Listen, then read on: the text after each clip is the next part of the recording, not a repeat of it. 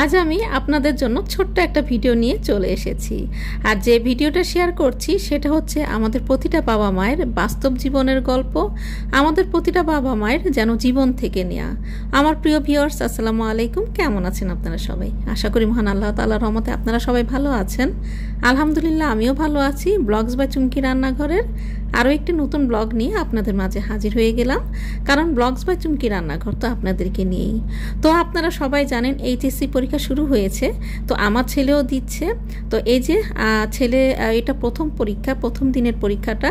তো ছেলে ঢুকে গিয়েছে, তো সবাই আস্তে আস্তে ঢুকছে। তো প্রতিটা বাবা মাই দাঁড়িয়ে আছে, আমি আর ওর আব্বুও দাঁড়িয়ে আছি।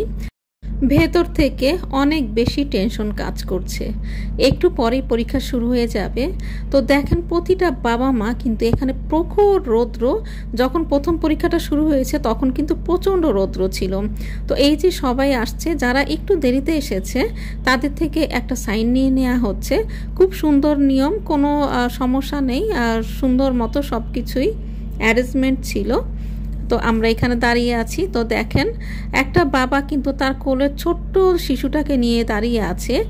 আসলে সব বাবা মাই কিন্তু যাদের ছোট ছোট কোলে শিশু আছে তাদেরকে নিয়েই সবাই কিন্তু এসেছে, সবাই দাঁড়িয়ে আছে। আসলে অনেকেই কটূক্তি করে বলে যে ছেলে মেয়ে বড় হয়েছে, এখনও কি নিয়ে যেতে হবে, এখনও কি নিয়ে আসতে হবে। আসলে যারা এই কথাগুলো বলে তারা হয়তোবা ভেবে চিন্তে বলে না। সবাই এখনও আসছে, পরীক্ষার এখনও অনেকটা সময় বাকি। যার যার কলেজের টিচাররা তাদের খোঁজ খবর নিচ্ছিল। আমাদের যে সন্তানদের যে কলেজ, সেই কলেজের টিচাররাও আমাদের সাথে কথা বলছিল আর তাদের স্টুডেন্টদের খোঁজ খবর নিচ্ছিল। তো আমাদের আমরা গার্জিয়ানরা অনেক খুশি, কারণ টিচাররা অনেক বেশি হেল্পফুল ছিল।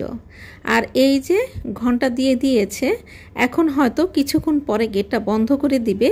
তো আমরা সব গার্জিয়ানরা আসলে যেতে ইচ্ছে করছিল না, অনেকটা সময় দাঁড়িয়েছিলাম, কিন্তু তারপরে তো যেতেই হবে, যেটা নিয়ম সেটা মানতেই হবে। আর এই যে দেখেন কনস্ট্রাকশনের কাজ চলছে, ঠিক সেই জায়গাগুলোতেও গার্জিয়ানরা সবাই যে বসে আছে। কি করবে বলেন, এখানে আশেপাশে তো বসার তো সেরকম একটা জায়গা নেই। শেষে সেই কাঙ্ক্ষিত সময় এলো, পরীক্ষা শেষ হলো। আমরা সবাই পরীক্ষা শেষ হওয়ার অনেক আগে গেটের সামনে দাঁড়িয়েছিলাম, আর মনে হচ্ছিল ছেলে প্রশ্ন পাওয়ার পর ঠিকঠাক মতো লিখেছে। তো দোয়া এবং টেনশন দুটোই কাজ করছিল, কি করে উঠবো বুঝতে পারছিলাম না।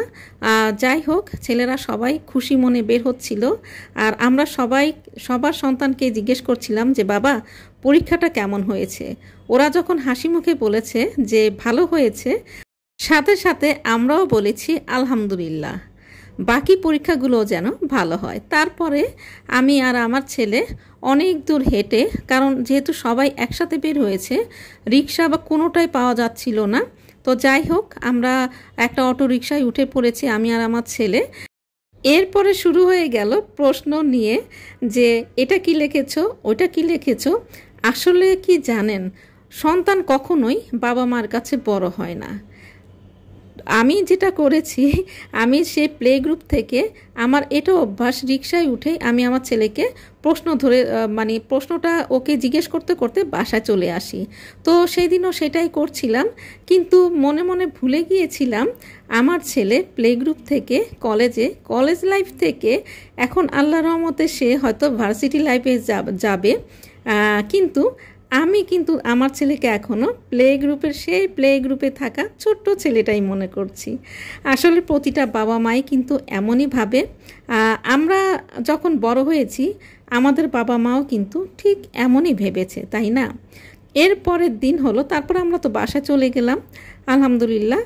এরপরে চতুর্থ পরীক্ষার দিন ঘটলো একটা অঘটন। যখন প্রশ্ন একটা স্টুডেন্ট হাতে পেল, তখন অনেক বেশি বাতাসে প্রশ্নটা পড়ে গিয়েছিল জানলা দিয়ে।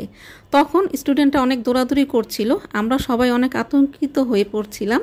তো যাই হোক, ওকে আবার একটা প্রশ্ন দেয়া হয়েছে। সে যখন বের হলো, আমরা সবাই জিজ্ঞেস করলাম বাবা তোমার পরীক্ষাটা কেমন হয়েছে, কারণ ও অনেক বেশি একটু টেনসড হয়ে গিয়েছিল। তো যাই হোক, ছেলে ভালো পরীক্ষা দিয়ে বের হয়েছে।